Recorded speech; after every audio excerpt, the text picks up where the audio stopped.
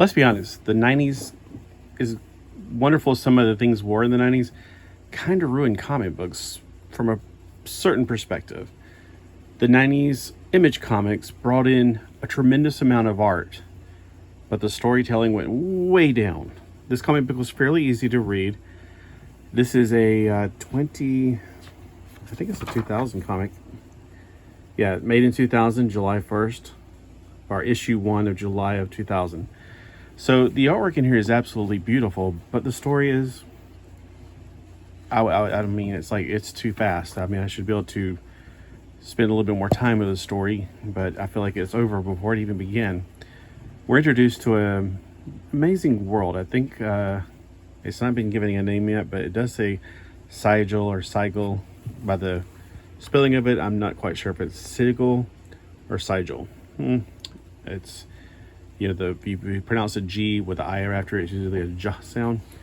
So I don't know how they're going to pronounce that exactly in real life. And it looks like a word that's actually a real word, like a sigil. But I don't even know what that means.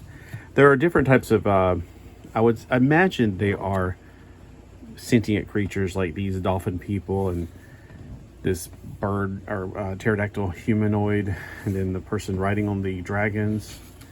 So it's a very interesting fantasy world on a totally different planet.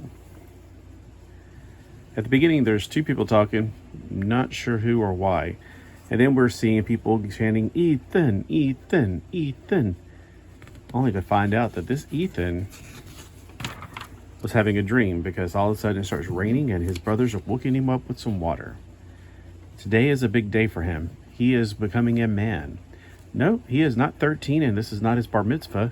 He's 21 on this planet where they initiate their, I guess, princes or whoever into adulthood by having them combat. So he is going to be doing this combat today. I just want to share this artwork with you. I do like the way this uniform looks. It's their whole clan or whatever is based on birds. So he's part of the herons, which is, you know, a bird we see around here, and then the other ones you'll see soon are based on the ravens. The sword is a very beautiful sword. I do like a lot of the artwork. I think this was done before computers were starting to take over. It seems very polished for the art, but nonetheless, it looks really good. It does remind me a lot of, what was that comic book I was talking about the other day? Archangels. The artwork is very similar to it. Now, the artwork has not peaked yet. While he's going and waiting to get to the tournament, some lizard creature comes up and says, kind of gives him a little like, good luck, boy. What? Much lies ahead for you. And while he's touching him, we don't see what's going on, but that does play a part later. When he steps into combat, we have an alien that's the referee.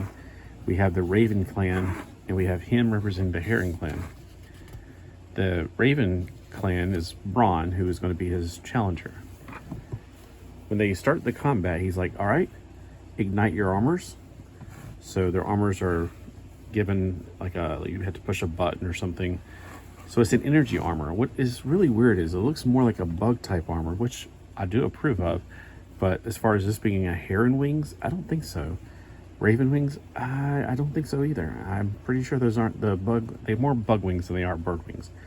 Why they need wings in there, I'm not sure. They don't seem to be ever flying.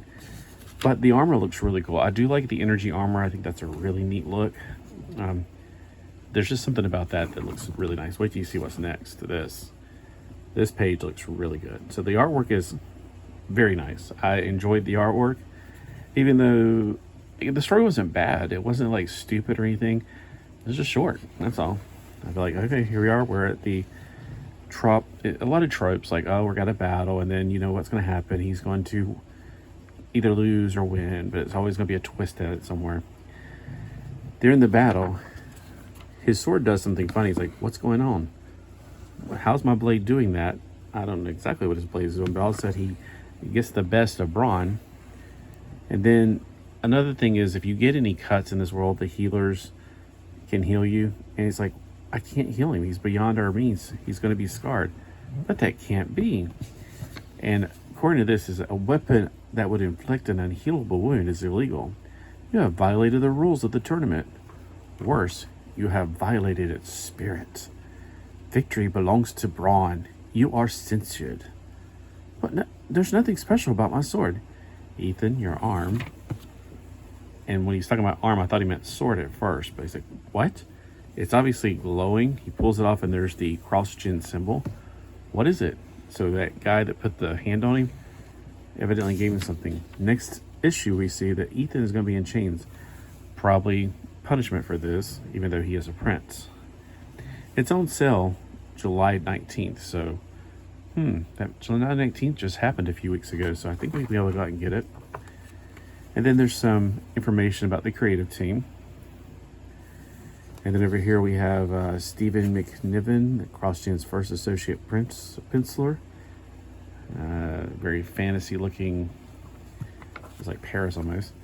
Then we got Mystic, which looks a whole lot like Xanadu in my opinion, the DC Comics character.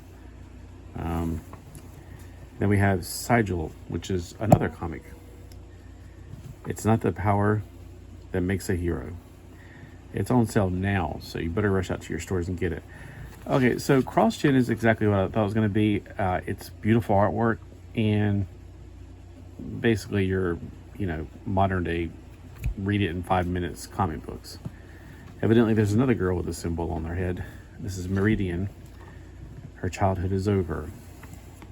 And then there's the Crossgen Chronicles, which I do have that comic book. I think I pulled it out when I was going through and putting my comic books into my new containers. Here's the cover for that. Yeah, here it is. When I was going through and pulling out some of the comic books I've had that needed to go into plastic boxes, this is one of the ones that I pulled aside. So I was like, hey, it's a number 1. So I'm thinking that these are individuals like Meridian, Sigil, Mystic, and somehow or other maybe they tie together, like say like a Justice League into one issue. We got Scion, we got Mystic, we got that girl Meridian, and I'm guessing one of them is, what's the other character? I don't know if it's a character, but it looks like maybe it's a team or something. So Sigil, got an old man here and a guy with beams out of his eyes. I don't know who either one of these are, but going from the commercials here, I don't know. I guess I could read the information right here, but Ron Mars sounds like a very familiar name. So when I was doing a live video about the comic books I got recently, somebody did come on and say that Scion and all of the Crossgen comics were basically bought by Disney and then buried, which kind of makes sense because anything that's good, Disney doesn't want to have any competition from it. I guess. I don't know. I fell out of love with Disney in the 90s after what they did to basically Aladdin.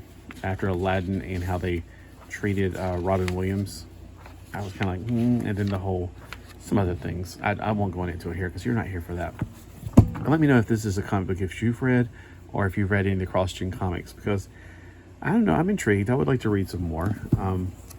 If not anything else, I mean, the art is just really beautiful, especially this page right here, just really like, wow, that's really nice. When you can draw translucent things, I don't know. That's why I think, I don't think in 2000 we had computers that could do this kind of stuff. But there was obviously the internet in 2000. Wow, I wonder how far back the internet goes, because I remember seeing it in the 90s, like the late 90s, but anyway. So if you want more information, go to crossgen.com, and I wonder if it's actually still there. All right, thank you for watching. Let me know again if this is something you picked up either recently or in the past, if you've read it, and if you can give me some more insight from your perspective of it without spoiling it. All right, thanks for watching. Have a great day.